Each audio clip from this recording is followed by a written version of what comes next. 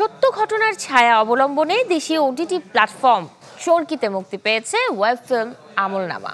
রায়হান রাফির পরিচালনায় যেই ছবিটি দিয়ে দীর্ঘদিন পর ওটিটিতে ফিরলেন অভিনেতা জাহিদ হাসান। আমলনামার পূর্বাভাস ভিডিও সাথে ট্রেলার প্রকাশের পর কাজটি নিয়েছিল দর্শক আগ্রহ।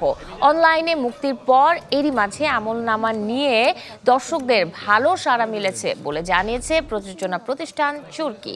চ্যানেল 24কে সম্প্রতি এক সাক্ষাৎকারে নির্মাতা রায়হান রাফি বলেন, ভিন্ন গল্প ও নির্মাণ শৈলীর আমলনামা দর্শকদের ভালো লাগবে বলেই বিশ্বাস তার। সাথে বলেন, আসছে ঈদে নিজের কোনো কাজ না থাকায় আমলনামায় তার দর্শকদের জন্য ঈদের আগে ঈদ উপহার।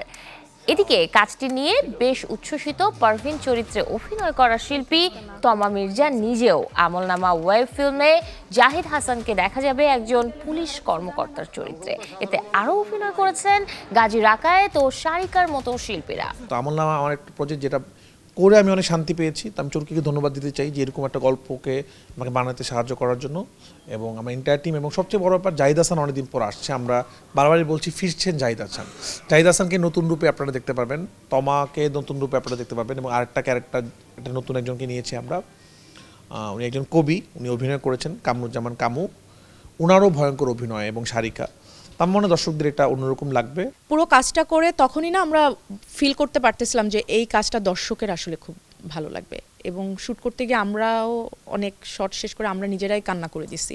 সো আমাদেরকে মনে হয়েছে যে গল্পটা আমাদেরকেই এত কানেক্ট করে, আমাদেরকেই এত ইমোশনালি ধাক্কা দেয়, আমাদেরকেই ভাবায়, এই গল্পটা দর্শককেও ভাবাবে, দর্শককেও কাঁদাবে।